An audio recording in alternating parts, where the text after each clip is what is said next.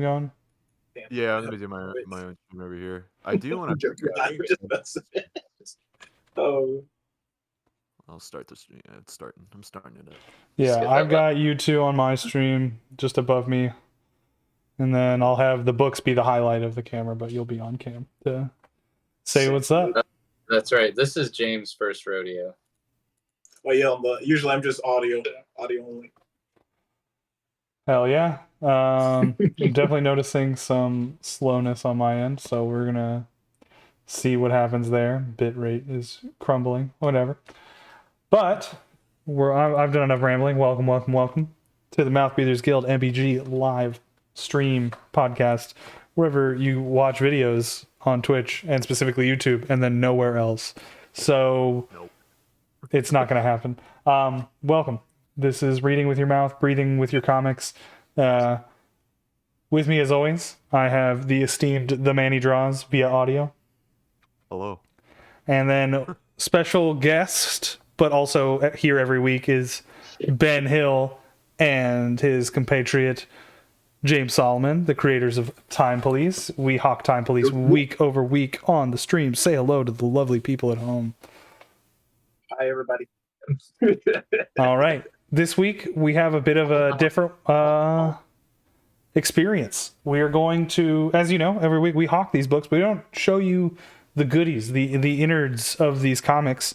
We kind of flip through them to give you the quick pitch, but this time around we're going to actually in depth talk through these things, kind of analyze each other's books, ask questions, kind of talk shop and process just how all of this went. And it'll be fun doing analysis basically for our own books. So I hope you enjoy this. But I'd like to start with Time Police.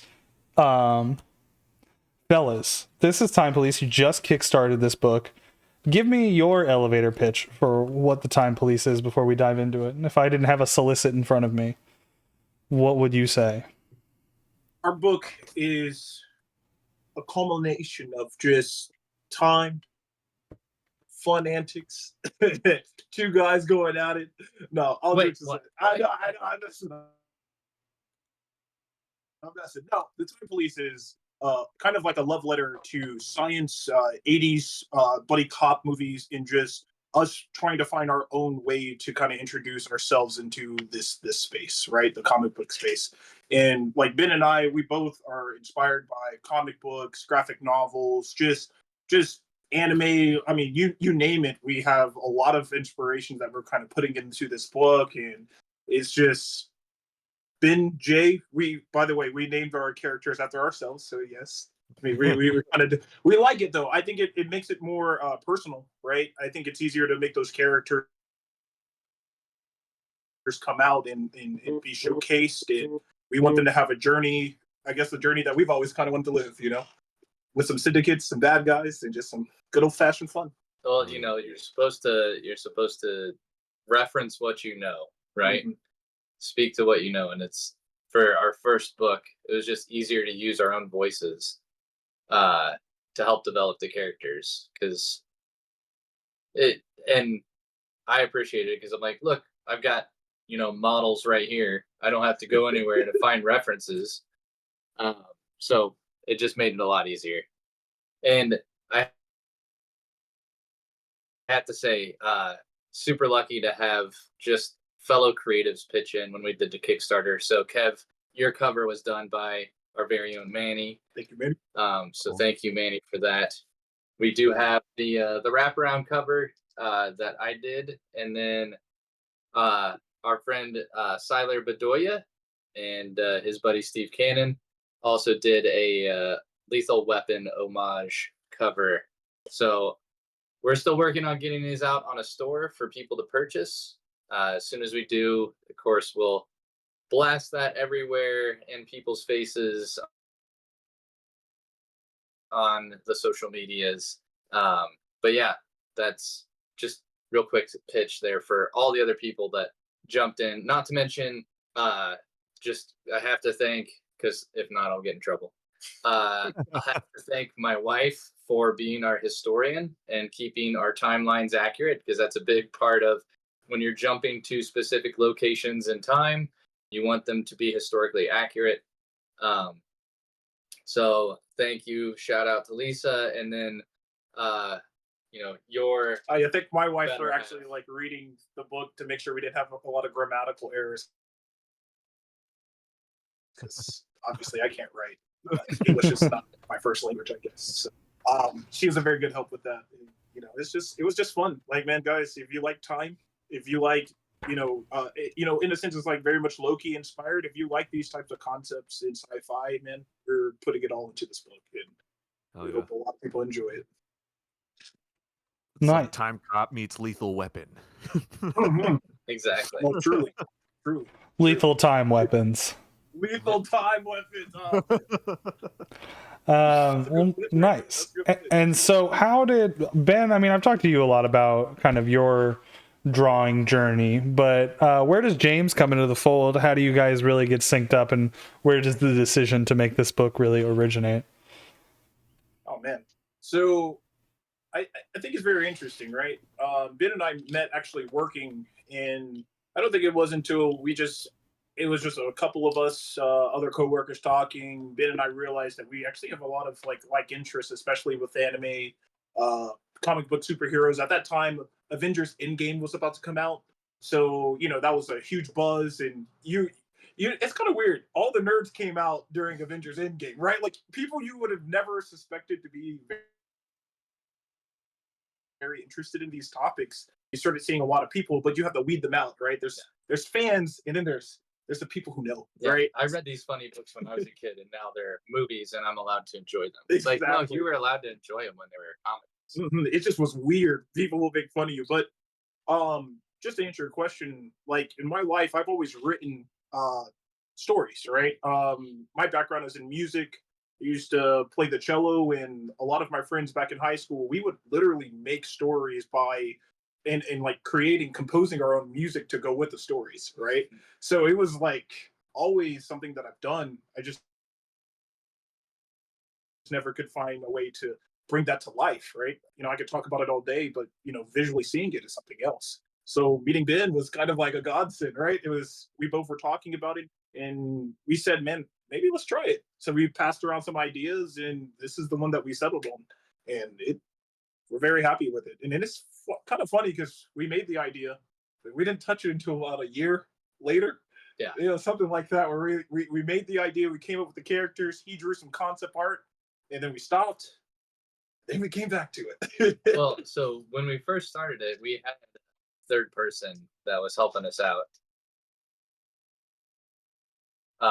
And we were doing almost a weekly YouTube video stream where it was half like goofy video podcast, half us trying to create a story. And so that's where a lot of this concept stuff came up, was just in those off weird YouTube streams.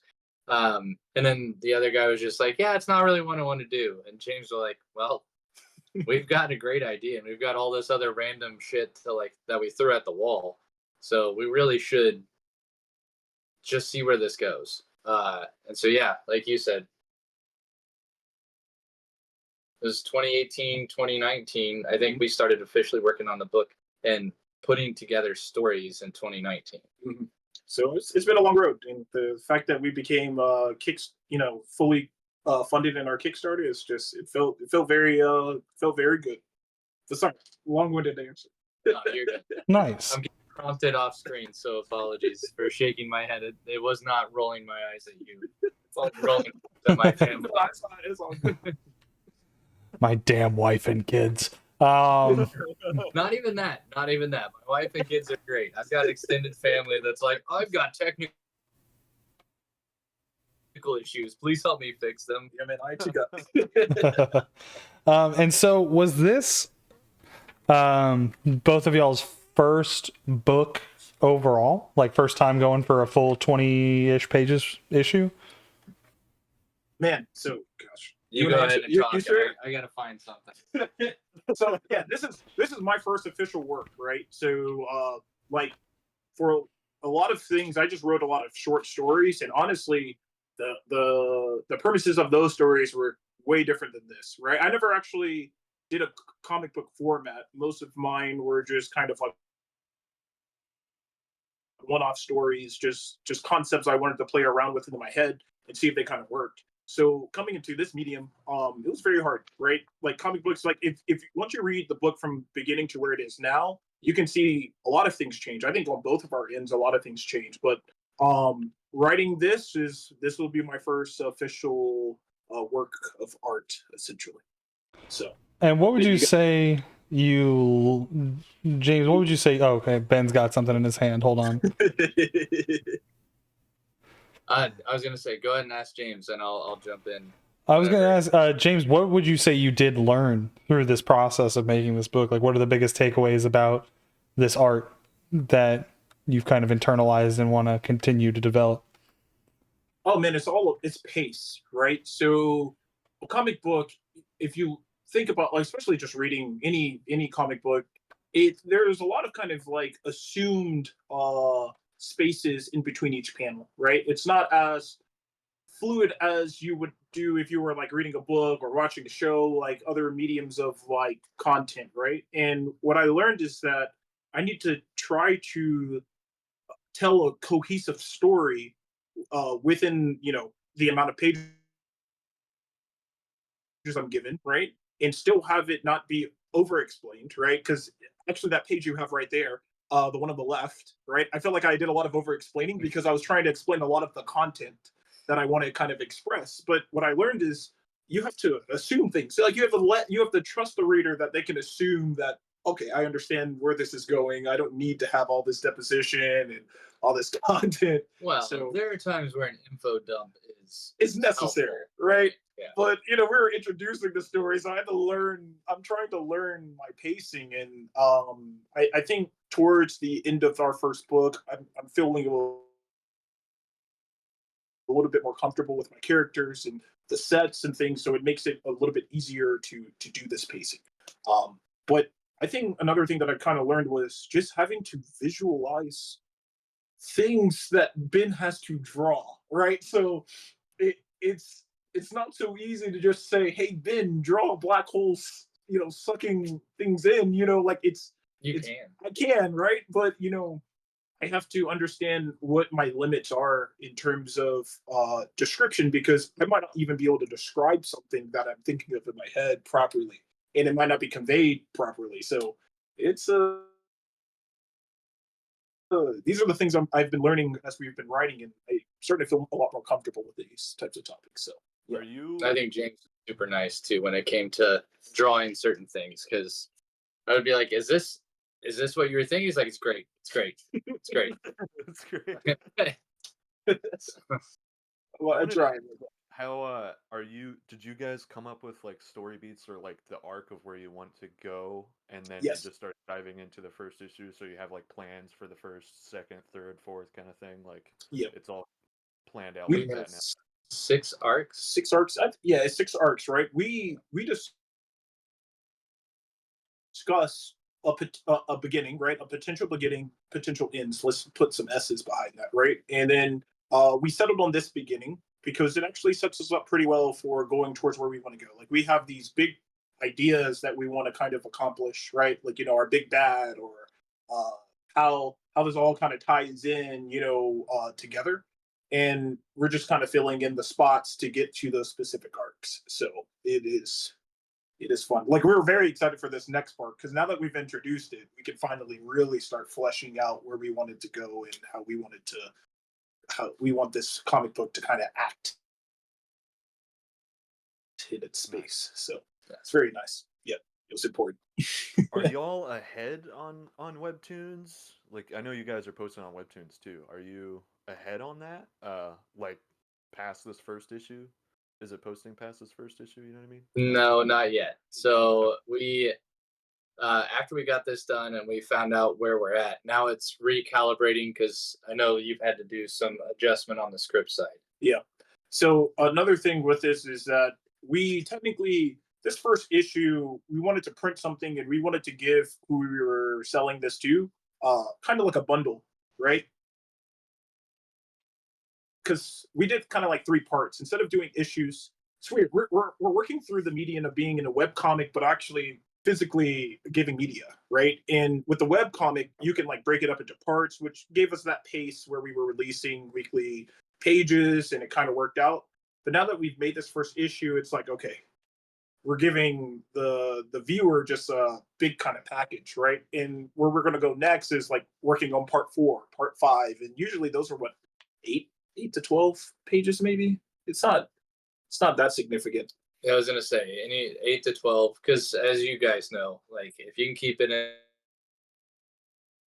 in multiples of 4, it just helps in the long run when you go to do a Sure. physical copy. So, but yeah, I think some of the changes we had is there are characters that we feel will best insert themselves after this is wrapped up as kind of a B or C plot, and they'll pop in and out as we go, which will set us up for the third arc to make more sense once we get through 1 and 2. And so that's, I think, on your side where you're looking at making sure that the stories make sense and they're cohesive and we haven't lost a thread by the time we get there. Yeah, it's all about like, I think I reread this entire issue 100 times because I just wanted to make sure. I know it was a beginning, and we don't like the idea of like we already released some of the pages. We're not going to go back and try to change them. We're going to work with kind of what we have, especially this being our first comic, and we want to learn from whatever we need to learn from.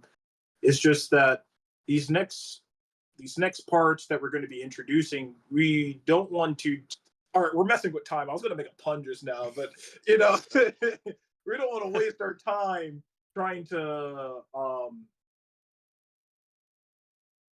like jump all over the place, and then the person's like, man, did I miss something?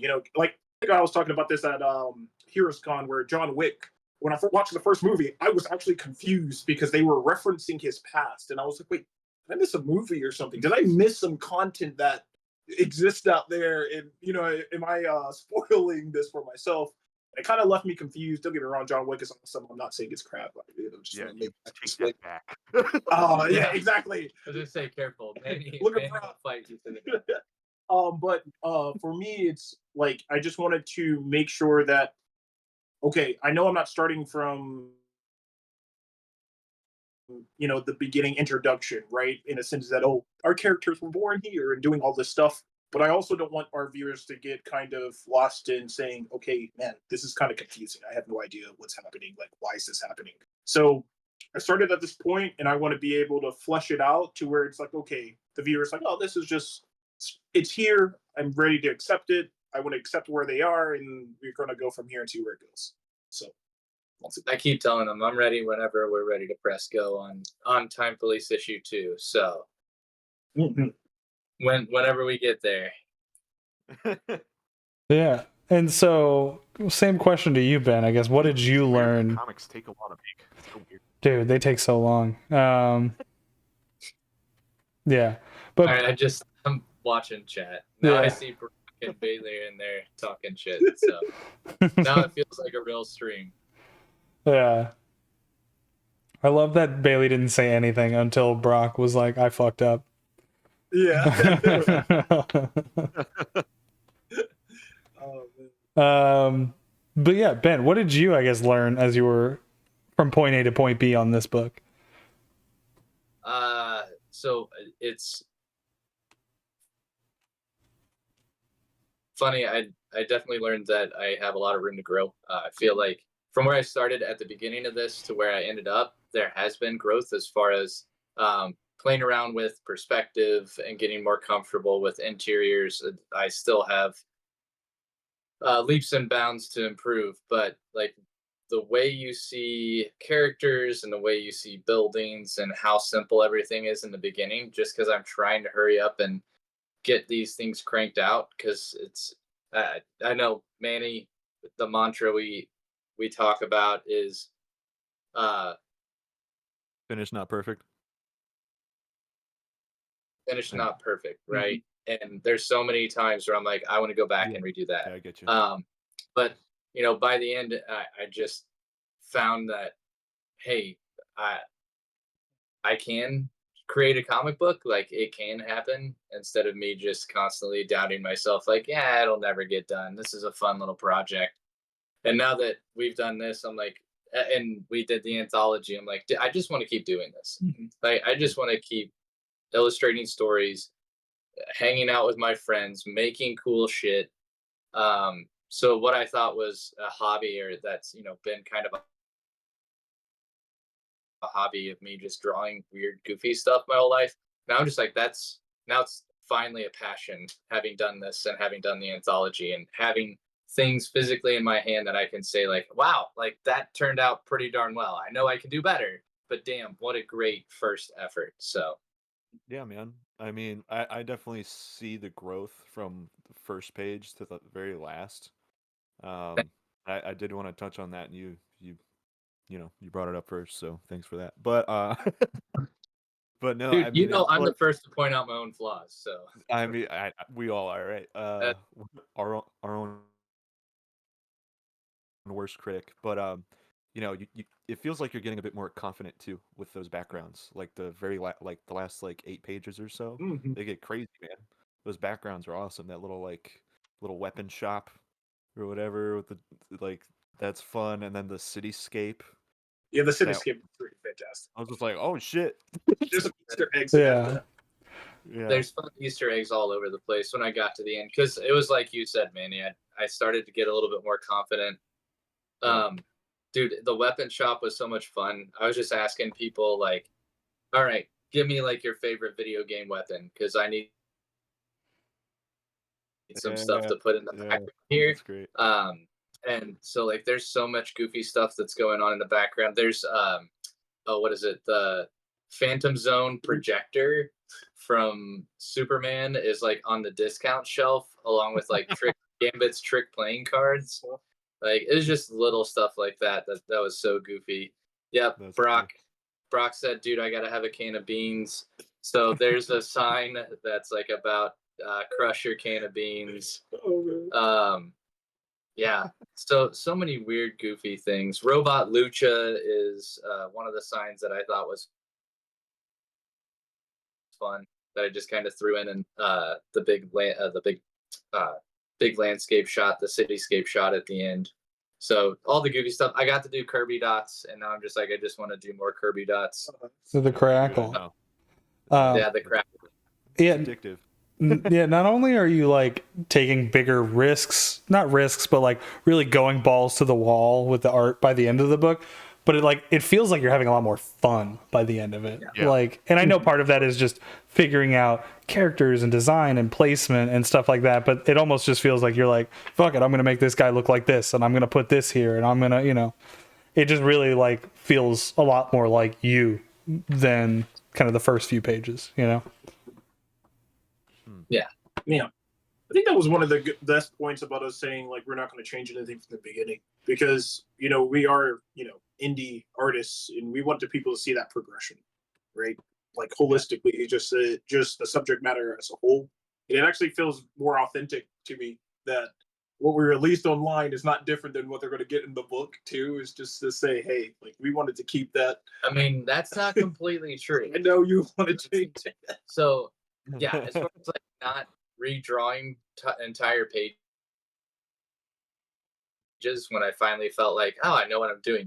I didn't redraw any pages, but with the Kickstarter, a lot of people said be careful the kind of tiers that you offer, and I almost feel like the Kickstarter did have one benefit, where we were asking people, you support this tier and we'll enter your character or your person into the time police.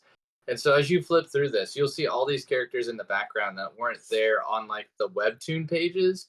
So if you go and look at the webtoon pages, they definitely feel a little more sparse, and the like time police area doesn't feel as lived in as what I was doing, because I was just like, fuck it, like I need 3 characters or 4 characters in here, because we got to get this page done and we got to get it posted, and it's just we need to, in the interest of time and saying that we're good, we get this out there. And then the Kickstarter happened, and it's like, I need space to put these characters, because I've already said there's so many slots, and you support us and we'll put them in there. So I was looking for pages and areas, and I'm like, by the time we got done, it's like, holy crap! Like it feels like there are actually time police other than just Ben and Jay in this book now. It was a huge benefit when we look at it all. And my favorite is now going to the big 2-page spread, the archives, and just getting to see all these weird characters. Sam Lamb is in the background. My cousin Kayla, my buddy Rob, like those guys are, they're both in there. My daughters are in the background along with my nieces. So just like weird, goofy stuff that it's like, yeah, if we didn't do that, those kinds of things wouldn't have kind of popped in there. So that was my bad on the Kickstarter. No, it was a description. It was a description error. We offered a certain set of for this tier, and then another one of the tiers got the same description, so that bundle kind of also rolled into the count. So when we're only going to offer, I think 7. Yeah, it was a very limited amount because he didn't want to do so many, and then it ended up being 15. Yeah, it was absurd. Yeah. Oh man. But it became a blessing in disguise, I guess. So it worked out. It worked out. But some things to be careful of. Just when James says, "Hey Ben, will you double check and make sure things are right?" Instead of me just going, "Yeah, that looks good." Like, right. Slow scroll. Read everything 4 times. No, honestly, because like the Kickstarter for me wasn't that it was difficult to set up. It was just so many room. There's so much room for error, especially when you're using something new and you're trying to set it up correctly. And I didn't see it, and I made things sometimes, and I thought I deleted them, and I went back and I was like, "Oh, this is still here. Oh, well, there's what we can do. We started this. We gotta see it through." That's right. That's great. One of my favorite things about comics and like what artists do when they're making a book is that there's so much stuff that just is not in scripts, and it's up to the artist to really just fill things in. And you end up with characters like the Triceratops man who are just canonized forever. You know what I mean? Yeah. Like this is I fucking said I want a giant Triceratops time police character. I don't give a shit. It's like I remember reading the Teenage Mutant Ninja Turtles when I was a kid, and they went to like the Triceraton space, and they're fighting giant mutated Triceratops people. And I was like, how badass would that be? And I drew, like, because we were just like, what would other time police be? And we're like, I don't know, freaking caveman. Some crazy alien shit. A mutated dinosaur. Why the hell not? Like, one of the Triceratons. So legit was just like, there's got to be a Triceratops. And we have, because the time police get paired in twos, right? You go out in 2-man crews. You got to have someone to have your back. So I don't want to spoil anything because that'll be just another kind of fun tidbit for later on. But the Triceratops is there with a specific partner for a reason. So, and we have a floating name, but we it's actually kind of a little bit of a fleshed out character that we're trying to. Don't spoil it. I don't give a shit. No. None of that. No spoils. No spoils on the stream. The Triceratops is my favorite. I love his name is Trent. I love Trent the Triceratops, dude. It's just such a bad. I want to give them something, and then we don't commit to it. Trent is the name. Like I think it's really nice, right? Like I'm actually really excited that Ben went through this period of concept art and then started drawing things. And then when he showed me this, I was like, oh hell yeah. His name is Trent. And I was like, that's it. We're done. And like I feel like a lot of things in here Ben and I created. So like what is it? Bean Bucks. We tried to do kind of like a ripoff of Starbucks. So you're going to see this common theme of Bean Books because we don't want to put anything that's real and then, we never know what's going to happen right that, right? Because I think Starbucks is false advertising. They're not selling stars. That's bullshit. Exactly. Like, are you selling coffee? Coffee comes from coffee beans. It's Bean Bucks. Bean Bucks. Man. Let's just be real. You're selling beans for dollars. So. I think it's like, I think it might be like a reference to just pooping, to like the chocolate starfish. So it's like every time you drink Starbucks, you just shit your brains out. Maybe that's I don't know. Yeah. It's a good diuretic, you know. In which I love issue it. do the time police Constipated poop their drinks. pants? Dude, all the time. We Oh. haven't gotten into like the technology of the suits. Yeah, exactly. Like, They have these incredibly, unique space or time police suits that takes care of that. It maybe it takes does care of like a- everything. I won't go into all what everything is. Use your imagination. what if it like slows down your colon? So by the time you really Sure. need to use it, you Why not? You just That's time can't- travel to a time where you've already pooped. jeez, that's an infinite glitch. That's an infinite glitch. You need to stop him from pooping. I've never shit. Have you ever considered traveling back in time to being in a time where you were last 30 pooping? years. I don't know, man. Maybe if you want to be on the phone for an hour and escape the world, Yeah, take time for yourself. it's the best time. It's the best time of the day. Brock says you should make Steamboat Willie a time police officer and he can be partnered with Betty Boop once her rights drop. Dude, that's actually a brilliant idea. Is this canon? I mean, once they're public domain, why not? Yeah, that's true. That's true. We can do whatever. Dude, Steamboat Willie. Steamboat Willie's gonna. The poop Appear, singularity. I love it. Steamboat Willie's gonna pop up in the background of some shit in one of our upcoming issues. Brock says I'm Brock, brilliant. Well, I'm not surprised. Bro. That's good. do you think that your police chief was a little on the nose with the J. Jonah Jameson look? No, not at all. It was completely intentional. It was quite literally like we have a space where we kind of do like a character development, right? Where we like if we're gonna introduce a character, we kind of flesh them out, right? Like say what they're gonna look like, how they're gonna act, like what is the purpose. Fat J. Jonah Jameson. We That was put it. this in there, like we wanted him to be this, like the mustache and everything is intentional, quite literally intentional. Fat J. Jonah Jameson. It's just a good ode, right? Like I mean, who doesn't like him, right? As what his character is, right? And we wanted to kind of, like I said, we're trying to put things that we really enjoy, put it in here in our own little way and fashion, and we definitely had to do that. Well, and it helps when I was watching like Raimi Spider-Man, and got a nice reminder of just how good J. Jonah Jameson is in 1 and 2. So I love that. But yes, very intentional. Like that scene that you're seeing right there at the top right, or at the top on the right page. That is something that I wrote specifically. I just wanted to see. I love that. I don't know what it is about it, but it's a good trope for me where you just see, he's upset. You see the papers flying through the windows. It's like the viewpoint as if you were one of the police officers in there. That we're getting yelled at. They're like, they're troublemakers, right? Like it's to create that space that it seems like, these characters are troublemakers. They're always pissing him off. This is a reoccurring theme for the people who are looking at it. So yes, I love this stuff. So, what buddy cop stuff? Have you guys ever seen The Other Guys? Yeah. Oh yeah. Yeah, so, like stuff like that. Like I really found a lot of inspiration with this Bad Boys and things of that sort. Like there's always one captain who's just pissed off and just gets mad at the main characters. Like it just happens. well, and to be fair, like a lot of it too, I absolutely love Bad Boys, the 1 and 2, and the police captain in there is just like, he looks like J. Jonah Jameson, only if he was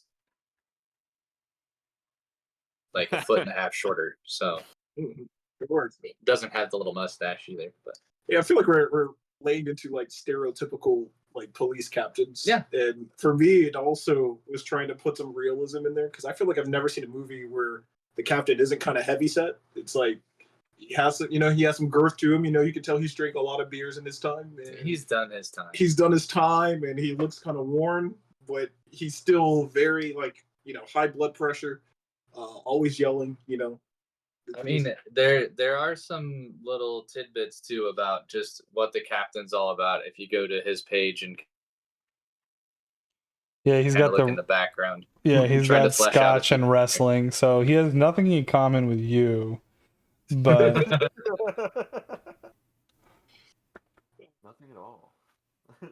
He apparently has a set of Tyson gloves and a picture of Tyson knocking out Joe Frazier in the back. So I feel like he's the type of captain that like he's about to arrest someone, and that guy wants to fight him, and he throws down his gun. You know, he's like, "Let's go, let's go." Yeah. We're going fisticuffs.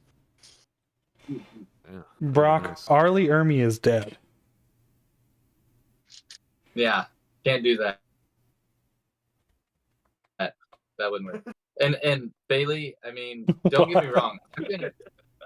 I'm going to pressure James to make sure that at some point in one of these issues, you can't do it in the first issue because you can't drop all the famous lines, but somebody is going to have to say, I'm getting too old for this shit. We may flip it. I may try to convince him to have like the Ben character say it. But, you know, one of the two time police is going to have to say, I'm getting too old for this shit. Just has to happen. I think I'm gonna like watch a lot of movies, like just one-liner movies. You know, like what's it called, Die Hard, and things of that sort. Just try to get all the good one-liners and just do some odes to that. I'm trying to come up with my own, but they just feel forced. And I definitely want us to have one-liners going forward. Don't. Mhm. Again, you know, I'm too hard on myself with this art. It's like, James, just go crazy. Just go crazy. And, you know, we got Kev here. Run it by Kev. If Kev's like, dude, that's corny as hell, then you know it's corny as hell. It works. I don't know that. The cornier it is, that's a one-liner. The essence of it is corny. There can be some sophistication. Oh man, can't be I'll like let you work that out. Keanu Reeves. Yes, I'm back. Keanu Reeves, dude, that's like a low-budget Keanu. Where we're going, we don't need roofs. Sorry. Second. What is your favorite character in this book? Favorite character design, other than you guys? What else? Leave us in. What's your favorite design? I think it'd be Stone. You like So Stone is in the last pages. He's the guy that like blows away the buyer. So that character is actually based upon one of my best friends, my childhood best friends, and so sending it to Ben, I'm like, Ben, this is the next character. Like, I will literally just send him pictures of people in real life, and I'm like, make this guy buff, bigger than Mike. He's not though. Like, he's actually skinnier than me, but he actually has dreads and things of that sort. So I'm like, bring him to life. And then Ben just makes Diesel, like, it's like he looks like a butcher almost, and it's like perfect. It's exactly how I kind of envisioned that character. It's your buddy, but done as Bishop from the X-Men. There we go. Like, that's it's perfect. He got supersized. Yeah, he got super serum. And Bishop's a badass. It's a badass. Like, for me, it's like it's the perfect character that I cannot wait to kind of explore a little bit more in the future. But he's my favorite character design right now. Like, and that's like, I feel like I don't want to default to Panda, but I'll be a basic bitch. Panda is my favorite character design in here. Yeah. Like, first time I drew Panda, and she's changed a little bit, but the cloak, even the attire underneath, which we haven't shown a whole lot of, just everything about that character I absolutely love. And as James and I were creating these characters, each of them we were like, all right, we get to play with time, so they can come from different eras, they can come from the future, they could be like part cyborg, they we get to just play around. And with Panda, I don't want to spoil too much, other than very tragic character as far as the backstory goes. And I told James, like, I'm sorry, but I want to write like a short 8 or 12-page story just about Panda and her backstory. Like, why did all this happen, and what all went on. So super excited when the time's right to have that ready. But we'll have to get through at least the next issue, if not the next 2, before that would make sense. Yeah, I could honestly say it's very interesting writing. Like, I always grew up being very connected to other people's characters, right? Like, for some reason, I idolize Godzilla, right? Or I really like Pain from Naruto, and it's very interesting making characters with Ben that I, in a sense, idolize, right? And like going forward, we have some other characters we're going to introduce, and I feel like I'm already so obsessed with these characters, and I can't wait to introduce them. That it puts so much pressure on me to write the proper introduction to them. Like I've never just been in this situation where I have to introduce these characters that I love so much. I know, and this is where like I actually don't want to spoil things. I want to drop hints. So I will say we talk about a group called the Final Council in the book, and the Final Council is that behind the scenes secret organization, but there are there's a whole cast of characters that we have already fleshed out, and I already have my favorite in that, and we've not revealed them yet. Yeah, it's crazy. But like my answer will change once we get done bringing those characters out, because there's one design where I'm like, shit, this is actually really fun. I think this one's cool. Panda, I love, but I just stole the idea from Naruto with all the different ninja masks that they would wear, and I'm like, all right, we'll kind of hint to background story and stuff with this mask and the katana and everything, but one of the other characters that's in this hidden organization, they're just such a badass, and I can't wait for you to write them and like finally get to put them on paper, because they will be a blast to draw. Dude, that's exciting. That's exciting. Just like itching to draw those pages now. Yeah, we're getting there, man, and we really believe that these next 3 parts that we're going to introduce is really going to kind of cement where we are in our comic book. Because right now, I think the hardest thing to do is really introduce, right? Like I feel like we know where we're going, but introducing it was very difficult for me, because I'm used to writing books where it just has a proper beginning, right? You start from this point, before that, we're not going to get into that. It just starts at this point and it goes forward. And, we had to discuss, are we going to do like one of those like we had to figure out how to say the space we were trying to enter with this comic book. Like, did we want it to be comedy? Is it horror? Is it rated R? And I think trying to cement kind of like that, I don't even really know. Is it a genre? I don't really know what it's called. I don't know what that tone, genre. Well, let me guess. Is it the genre? Yeah, I guess we were trying to like figure out just how we were going to bring these characters into our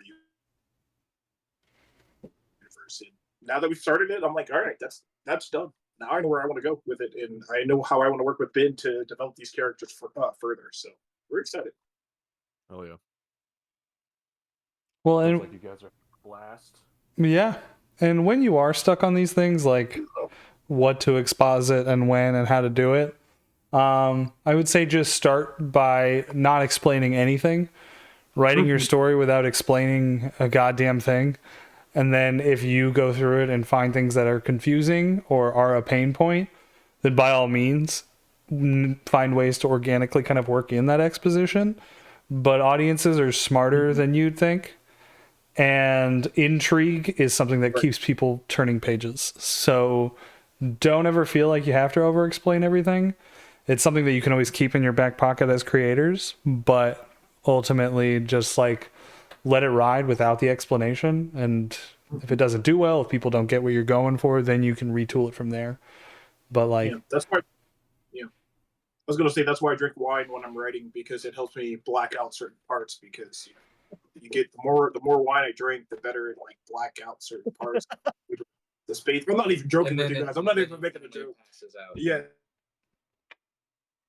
It's the blood flow. That's what it is. Dude, I had this I had this process when I was writing the story that I would write while I'm drinking wine, and then I'd come back the next day and read what I wrote, and then I would kind of figure out what Tipsy James was trying to say and go with. So yep. It really helps. It really helps because when you What did have Lucy Goosey James?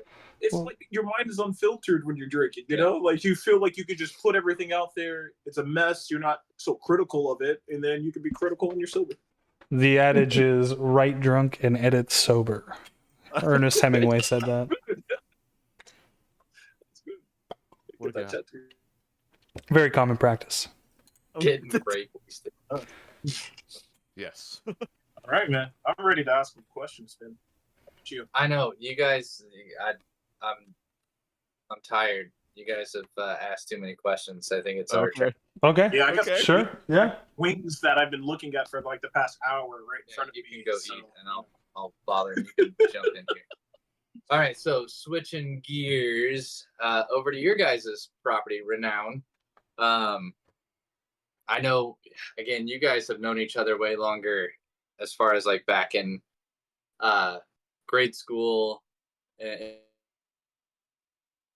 and for a lot longer than James and I. So Really? when it comes to just the Renown concept and what got you started within this, I know there's some things you may not want to dwell on too much, but when did the Renown piece start? When did you guys start hashing out ideas for like creating these supplemental guides, which came in the form of comic books? How did all that take place? Well, originally it began as a board game idea. And, me and some friends were like hashing some ideas out for like gameplay, characters, all this kind of stuff. And I was essentially, I was the main artist on that. So I was just designing all these weird characters, whatever I wanted to do, kind of thing. And eventually was just like, there needs to be lore. I want a comics portfolio, and I feel like that would be great. And turns out I was living with Kevin at the time, and I was like, I know an artist, or I know a writer. Okay, let's get this guy on board. And so we switched gears and started doing comics and stuff a little bit, and trying to like recycle the art from the comics for the card game a little bit. And I drew a lot of cards before this too, figuring out the world and the tone of it and the style, I guess. Even though I feel like I've grown a lot since then. But yeah, like once that idea came, then Kevin and I were kind of just bouncing ideas off of each other, just really solidifying the world and everything. So you want to add to that, Kevin? Yeah, it was really cool. Manny basically just had a bunch of drawings and kind of loose ideas. Things like, oh, we're gonna center kind of the lore around a tree, like the great tree that has all of like the power and wisdom and is like their creation myth. These are the characters. These are some of the loose relationships we're hoping for. These are some of like, and Manny was kind of showing me weapon designs and character designs for the cards, and I just kind of sat there with him one day and was like, well, when I see this, I think of this, and I would probably connect these characters, and these are the kinds of through lines that I could see just based on what you drew. And that was kind of a really fun way to go about creating, where there was already kind of a design element there. It wasn't like something that like we fully developed together. It was just kind of like cool shit that I could look at and start to pull apart for like mythological reasons. And then that just slowly became like, okay, we have these 6 characters that are going to be in the game for people to play as. Our original idea was 6 one-shot 8-page mini comics for each character, one for each character. And then we did the first one and we were like, there's no fucking way we're going to do 6 of these. And so we decided we were going to mix them together and let the characters like bleed. And it ended up probably being more pages this way anyway, which is funny. Yeah. But like we got to tell bigger stories rather than just kind of like little one-shot things, because we wanted to tell stories and not just have it be like an 8-page like flash showcase of card art. We wanted to kind of be able to sneak the card art in. But having the card art be an element of the comics really did, I don't want to use the word hamstring because that seems kind of harsh, but it was a limitation on what we were doing with these comics, where like it always had to be in mind of like, how does this service something else rather than be its own thing fully. Yeah, that definitely, like, I had the rule of just not trying to bleed the panels within each other, you know what I mean? Like, it had to be squares or rectangles or something in order to crop it for a card or whatever. So that definitely limited the compositions a little bit in terms of like page layout and stuff. Although good exercise to do anyway, just like, panel per panel, trying to tell that story and also trying to make each panel juicy enough for maybe card art, I don't know. Yeah, definitely Um, more appealing to the eye, right? give you enough detail to be like, oh, what's going on there? Yeah, and that was a lot, but it was a good go. I think we all benefited from doing it this way. Definitely learned a lot from that process, and now we can kind of break it a little bit for the next books that we do, since we're kind of pivoting to just focusing on comics now. So Yeah, it was definitely really fun to play in this sandbox overall. Bailey says Red Ranger's the MVP. Have you seen this thing? That was very fun. That was just like I just was like, what if the like my idea, like we were talking about Red Ranger ideas, and Red Ranger was like a personal favorite of the other creators on the Mouthbreathers team originally. They were like, this is going to be our poster character of this like franchise essentially. And I was just like, what if he was like a dumbass, basically was my pitch. Like, and me and Manny were just kind of riffing, and then I was just like, what if that's his whole method. He just pulls rips the poster off and just asks people if you've seen this thing. it's just Yeah. constant like repeat. Yeah, he's just super naive. I remember reading that script like over and over again, and I was still laughing at like one part like every time. I'm just like, have you seen this thing? Have you seen this thing? Especially when he was like fighting the little like suckers or spider suckers. What do we call them? Yeah, the sucker spiders. Sucker spiders. Yeah. The giant mouth inside of mouth things that you have. Yeah. And it was just like, as he's hopping around, it's just like, it would be funny if he's like still trying to talk to these things. Yeah, he walks up to even like the enemies. Like we just kept like comparing it to Witcher. Like that was like such a big inspiration for us. And so just the idea of pulling the monster off the bounty board and walking up to the monster and being like, "Are you the monster?" It was just really funny to me. Especially when he when the freaking frog just like slurps up the dog. And he's like, "Hey, that's my friend." That's my friend. Love that. He's like, "All right, I'm gonna kick your ass now." So was the Red Ranger the first one, or is the way that you guys have the final full composite book, is that the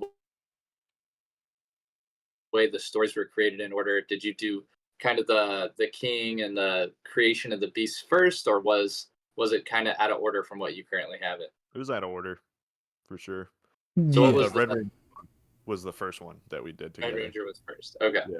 Yeah, because we had we printed those out into these like small little like digest size kind of books, and we were just like, let's just hand these out for free to try and get the name out there a little bit. And I guess that worked. I don't know. What do you think, Kevin? Did it work or? Yeah.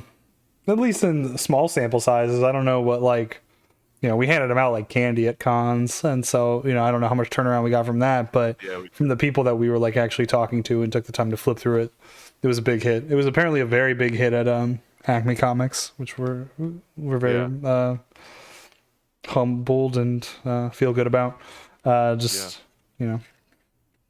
Jermaine opened up the Red Ranger book and he was like, "Wait, what the fuck? This is actually really good." We were like, "Oh, thanks." And then Ben was like, "You guys just made this?" And we were like, "Yeah." And he was like, "Holy shit." We were like, "Oh, thanks." And we had no idea if it was good or not, basically. Yeah, it was kind of just going in blind and then, being pleasantly surprised. So that was cool. Especially like we went to Lightbox Expo. Kevin and I went. It's like a big con for like artists, like illustrators, animators, concept artists, whatever. And I was going around there just handing out the books to like people I was talking to and like artists that I've been following for years and learning from. And I would hand them some books. And I know was Modern Day James was the tatted up guy, Kevin, that we were talking to. And we handed him one book, and we see him from afar, like looking at the book, and he's like pointing at stuff, and he's like shaking his head, like that's sick or whatever. I was like, cool, Modern Day James, like. But yeah, it was fun. Well, so how long? Again, you guys said it ended up turning into these short stories, and they were made. These were made after the board game was ready for demo, or were these made alongside as you guys were still finalizing the game? How did that all kind of work out timeline wise? It was like alongside it as we were going, because we had some cards done, and we printed out a prototype and started playing with that. There was a lot of blank cards on it, and then we printed out another prototype after we finished the books, and that had like a lot more finalized art. It was just like a few, I think, weapons and stuff, like items that weren't in the game or whatever. So it was like alongside. We were just throwing or Kevin was throwing a lot of the panels onto cards. Awesome. Yeah. So when you guys finally got a few of these things under your belt, like you said, first you did Red Ranger. So what was the next one after Red Ranger? It was the Mech Bros. The Mech Bros. Yeah. Dude, Mech Bros. That was the one that I got stuck on. I love Red Ranger, like, don't get me wrong. But dude, Nox, like the assassin with the multiple arms and all the swords and everything, I'm like, hell yeah. Like that, I would totally love to have the ability to like quadruple wield or dual wield or whatever and just hack and slash. Again, he seemed more like the dumb character, like, wait a minute, I'm slashing this thing, it doesn't seem to be working well. And then the dwarf or the dwarf guy had to jump in and be like, dude, try doing this. And then it all worked out. That was fun. I don't know if you guys have already kind of tackled this, but in a sense, when you guys approach your characters, what is your inspiration behind it? Like, you guys are childhood friends, which I didn't know that, by the way. Actually, Yeah, we go way back. You should listen really to some of their yeah, I know. I need to go back. I'm sorry, guys. But honestly, I know me and my best friend, like childhood best friend, we used to always make up stories and stuff too. But how do you guys kind of approach working together and building out your characters? Yeah, I mean, from this there's a lot of concept stuff, like Kevin was saying earlier. Like, there's a lot of concept art basically that he saw and like pin things together. And now it's kind of, just shotgun method, just like throw stuff at each other, see what's cool, what we find is cool, and then just go for it, kind of thing. I mean, take a lot of inspiration from video games for sure, a lot of the other comics that we've read and all this stuff. I know Kevin, you probably have a lot more, be more clear on that. Yeah, I mean, in general, like it's always comes with like some idea where we're just like, oh, what if it was like, I'm trying to think of a good example, but like, the conversation would have gone something along the lines of, what if it was like a robot dude with 4 arms and like they all had samurai swords, and then like we both kind of go, yeah, that would be sick. And that's like literally our writing process. It's just us going like back and forth. It's like, what if he did this? And we're like, yeah, that's tight. And I was like, what if this happened? It's like, yeah, that would be sick. Good idea. It's like, Yeah, we just kind of riff together and like really let ideas compound.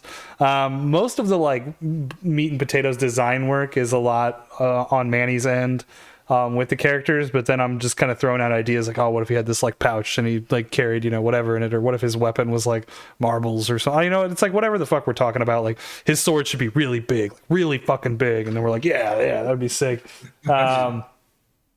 And that's just kind of how we go. And What if the dwarf is like smaller than other dwarves? yeah, he's a dwarven dwarf, and his mech makes him the size of a normal man. Like, you know what I mean? Like, that was the whole idea. Where we take like a idea that someone has, and then we just kind of pitch it back and forth until it's like the funniest or just wildest thing we can kind of come up with. And that's also how we like beat out our stories too, is just kind of us going like back and forth, like, what if this happened, what if this happened, oh, that would be cool, yeah, let's work towards that. It's a lot of pitching, and then I just kind of take a lot of the raw ideas and then like give them structure so that it works like beat over beat, page over page. But like what actually goes into those pages is mostly Manny. I'm just kind of like, this is what's going to go in here, this is what they're going to say, but you just like arrange the panels, draw whatever you want, basically. I was going to ask that. I was going to say, does he draw first and then you add text and then like context, or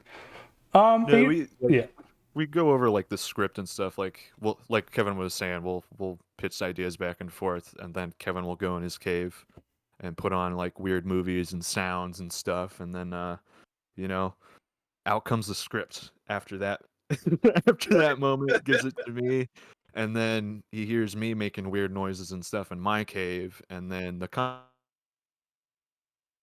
Yeah, done. but Just And then, produces under the door. you guys, you talk about the sounds. Even when you guys oh yeah, go into the pitch version and you're talking back and forth, it sounds like there's a lot of discussion using onomatopoeia and like just Oh, yeah. there's Yeah, well, definitely that. yeah, we'll be like, oh yeah, and then you get this full splash page of the monster reveal, and it's like, and then like we just make noises at each other like that Yeah. as our And then writing process. I was just like, how do you spell the like, you know, Spell it I out. was Spell going it over out. that stuff. I was gonna say I've heard there've been several discussions just around. Wait, so is it MWRAW Yeah. or is it? We did have like a 15-minute discussion on one of the sound effects. I don't even know. I can't remember what it Yeah, was, I can't but remember which one. I can only imagine. Yeah, and then like to answer your question about like the dialogue and kind of the framing, like I do write all the dialogue ahead of time.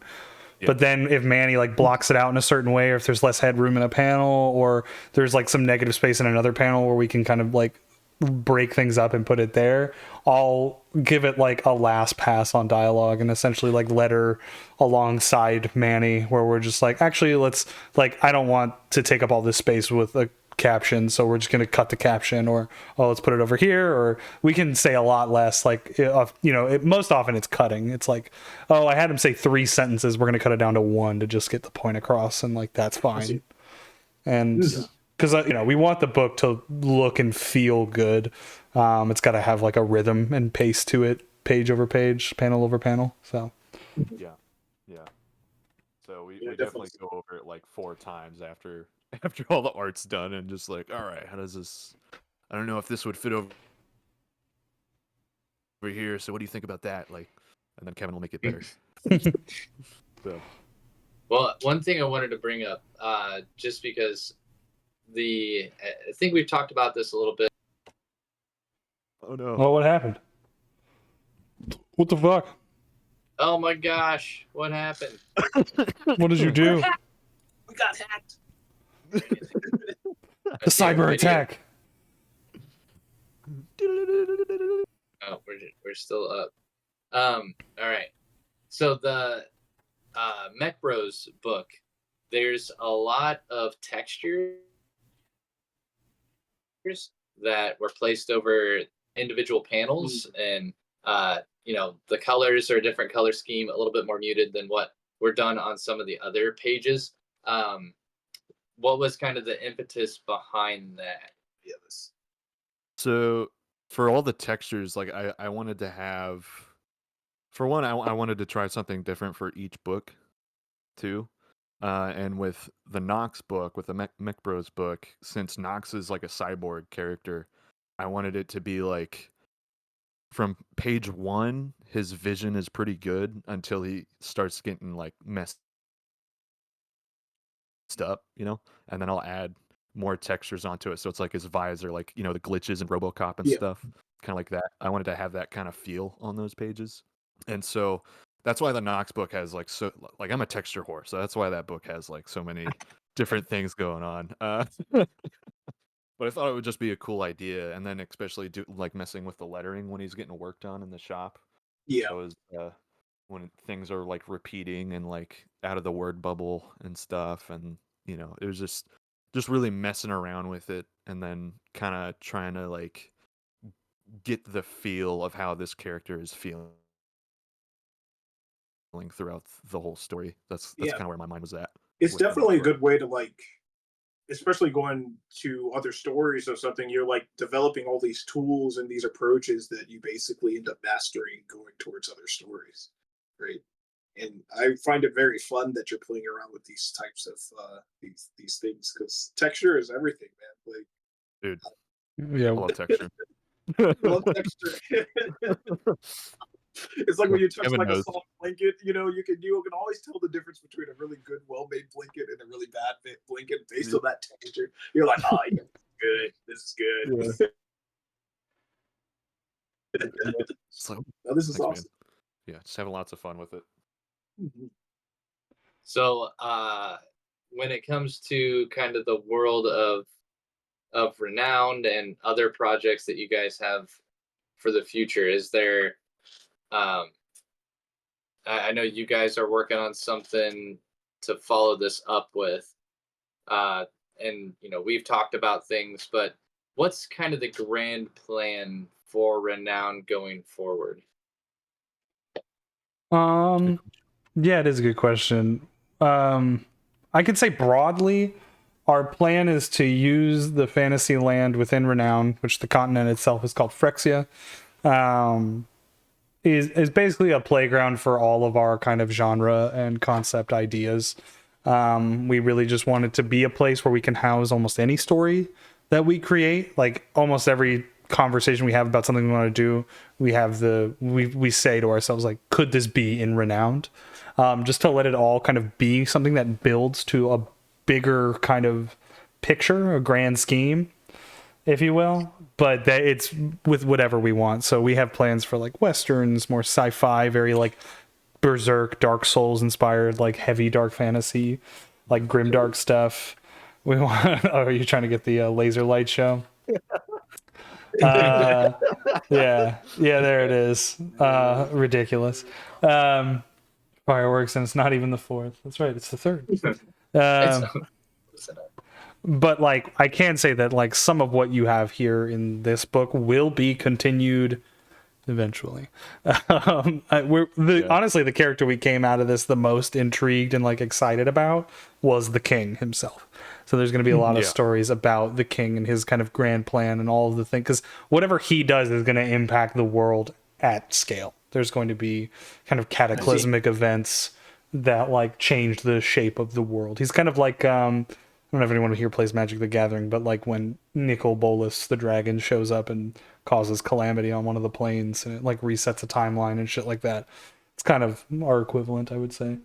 I say he's the Flash. He's the Flash, essentially. Yeah. Or the Reverse Flash, wanting to undo everything. Undo and revert. Hey, listen, at this point, Yeah.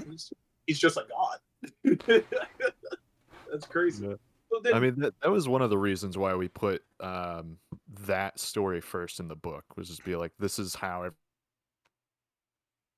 everything starts. This is the experiment gone wrong, and now there's monsters everywhere, and now we'll continue the other stories. I mean, wasn't that right, Kevin? Yeah, it wasn't always going to be that, but then once we kind of like had the epiphany of like, what if he creates the first primeval, which is what our kind of kaiju boss monsters are called in the game, in the world, primevals.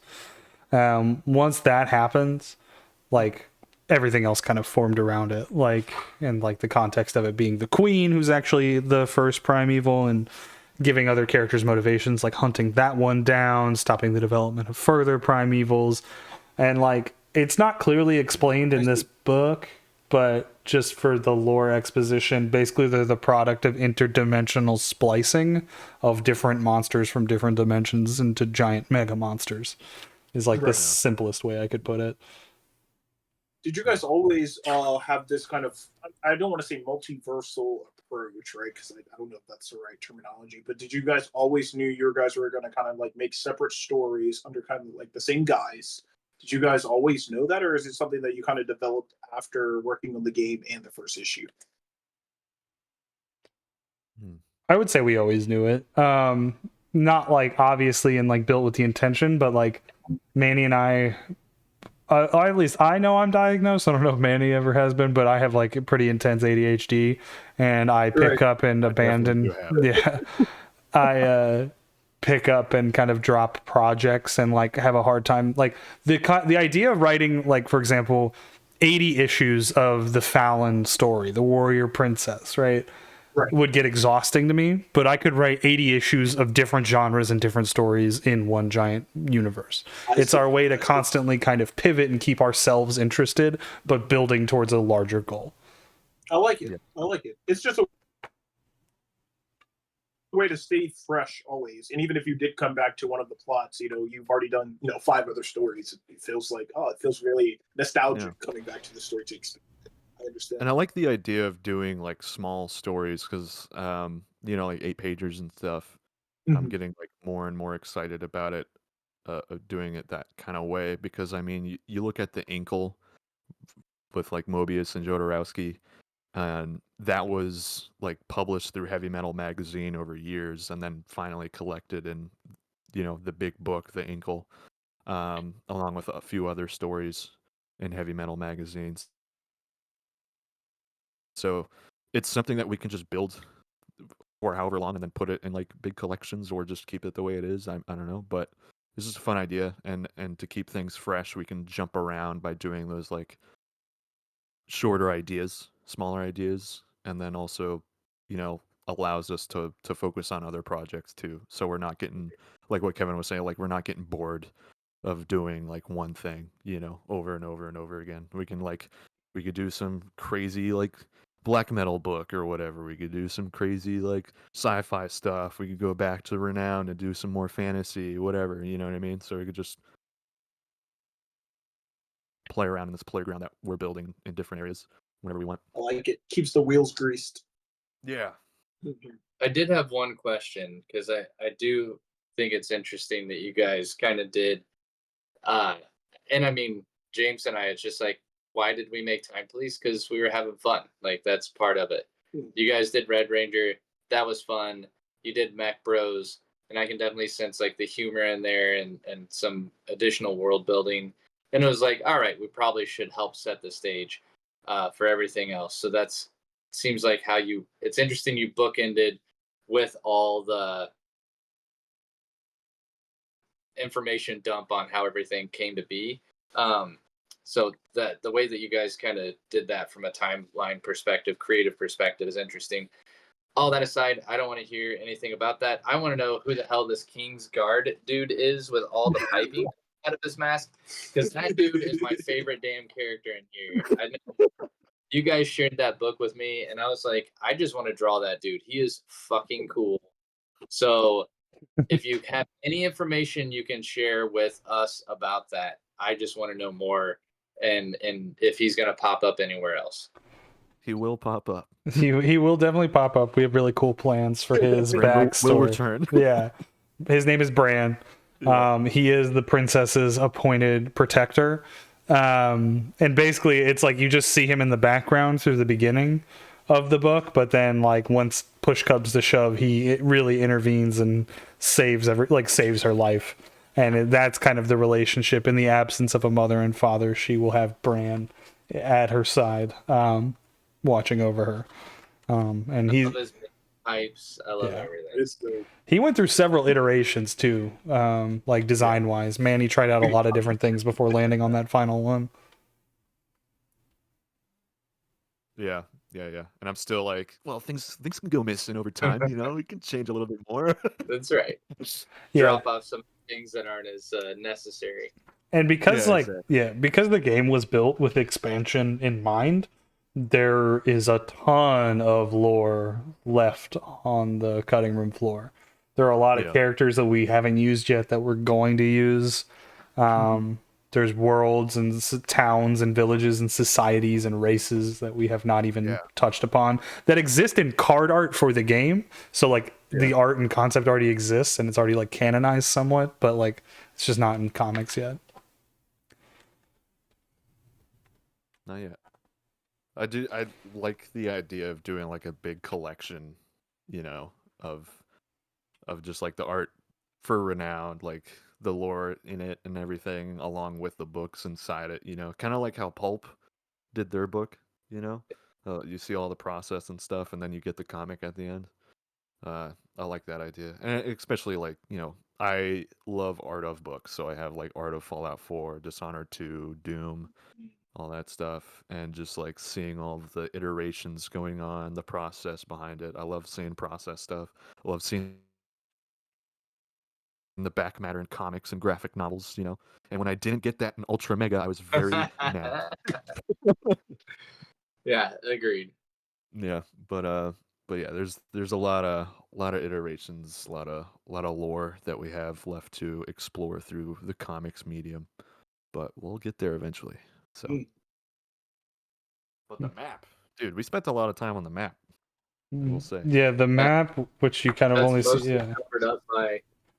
yeah, it is actually like it's hard to do it justice, but it is actually the full inner cover is like most of the map.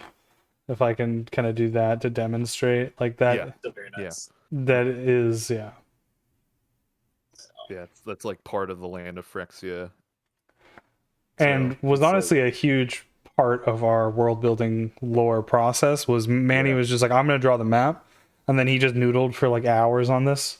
Made this huge map, and then the two of us just sat there with the map pulled up on a big TV and That like was just awesome. pointed at little details, and we were like, this is where this is going to go, this is where this happens, these people live here, and just like really got creative about how all the like worlds, like how all these races coexist and how all of it happened, because land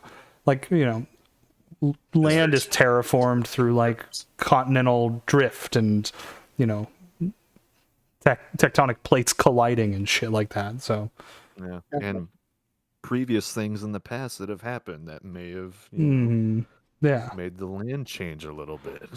yeah, rivers causing natural erosion and cliffs and Crystals forming from the yeah. earth or world, whatever it is. But yeah, it was cool. We just like put it on a giant. Was it like Google?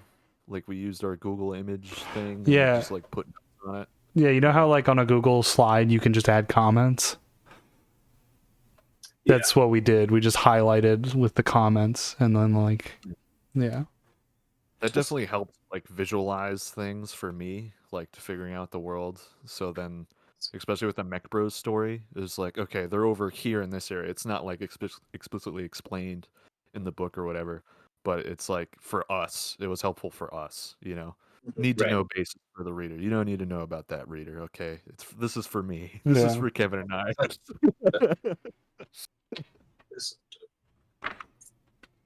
Dudes, yeah, I'm excited. Like, this has been a ton of fun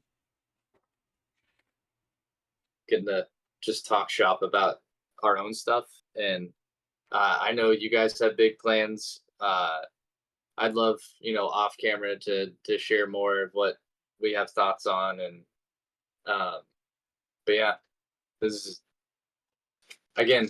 I want to start drawing. Let's Start to James finish stuff so I can draw stuff. Got you, bro. Got some real quirky things in the works. Oh man. No, this has been awesome, guys. Thank you for real. Yeah, no problem. Thanks for joining, man. I want the map now. I will say this is something I didn't bring up earlier, so I will share this for anybody that's still hanging out on stream. So before I had to actually be an adult, because Lisa and I were about to have our first kid, I was like, all right, I'm 28. I've got to do something. I've always wanted to make a comic book, so I have to have my first comic book. This was the first book that I ever did. It's really Wow. terrible. But there are a lot of fun ideas. Kind of an odd world with a bunch of crazy cast and crew of characters. Some that I'm like, man, I want to draw those characters again. But interiors, as you can see, I'm terrified of color. But it also saved on cost because black and white's a lot easier on things. But Dude. there's some pretty decent ideas. And looking at this now and looking at just Time Police, again, it shows just don't stop creating things and just keep improving. So it's the mantra going forward. Finish not perfect, right, Manny? Yeah. Oh yeah. Keep making stuff, man. Keep making. So did you do that first Yeah, book traditionally? and it was just super simple inks. I wasn't using a brush pen. I was just using straight up whatever I could get my hands on at the time. So I think I was going to Target and buying shit from Target because it's like Hobby Lobby's an hour away. I'm not driving to Hobby Lobby and buying pen brushes and stuff like that. Like straight up just gonna buy whatever I can't remember, Master's Touch or something like that, I think is what Target's brand is called. So I was just buying that and doing that. So it's all just straight up little brush pens doing massive colored blocks and Cool. stuff like that. That's awesome. That's cool to hear. Hear that, everybody? You don't need the fancy art materials. You could just start making stuff. I was gonna say, just make it however you can. Now, I know from the Time Police and anything going forward, it will be more traditional. Hell Doing digital layouts, Mhm. traditional inks, scanning it all back in, and doing all the finishes digitally. So yeah. Dude, that's awesome. Fuck yeah, dude. Excited to I'm see excited. that. Yeah. I was Yeah, gonna, dude. I after this year, it's like uh, it was awesome to see what we could do in 1 year. For myself, it's Time Police came out, the 8 pages for the anthology, and this year I'm like, I know we've talked about things. James and I have talked about things. We've all talked about things together, and it's Yep. just like, all right, I think I've got 4 different stories. Thankfully, all of them are rather short, and it's like, dude, I've got until the end of December. Like, there's going to be at least 75% of the things that I want to get done will get done, if not all 100%. So I'm just, hi, Achilles. Thanks for coming in and jingling your stuff. But yeah, just pumped to get out there and get creating again. And I mean, we've got people on chat. Brock. I see Alex is out there. Bailey. It just helps having this entire group here um, to keep me motivated because, dude, this is just fun. And if you can't make fun shit with your friends, then like, yeah, exactly. What's the point? What's the point? Hell yeah, man. I'm all about that fun. You're not having fun. Why are you Fun, doing cool, wicked. Yeah. Exactly. No, true. Yeah. True. But I mean, it's also like if you're not having fun, how do you expect the reader to have fun? You know what I mean? Exactly. Exactly. Yeah. So you got to do it. Like you can definitely feel that on pages and stuff when there's at least when I'm looking at stuff, I'm like, I don't know if they enjoyed drawing that. I don't know. You can like feel that energy. You know what I mean? Like on certain Yeah. stuff. But anyway, yeah. Get you guys. Well, thanks for joining us, fellas. Thank you everyone else for coming in here, hanging out. In the chat. Thank you, Things. guys. Yeah, appreciate it. Kevin, you want to sign us off? Yeah, as always, we're Mouthbreathers Guild. This will also go up on YouTube sometime this week. I try to do it over the weekends. I hope everybody has a lovely July 4th. For those of you watching now, if you're watching it later, I hope you didn't blow your hands off with fireworks. Remember to wear gloves and don't drink too much and operate a firework. Don't put your dick in the fireworks. Don't do that. Yeah. That's a bad idea. Done it And once. It wasn't fun. I love you. Me too. Peace.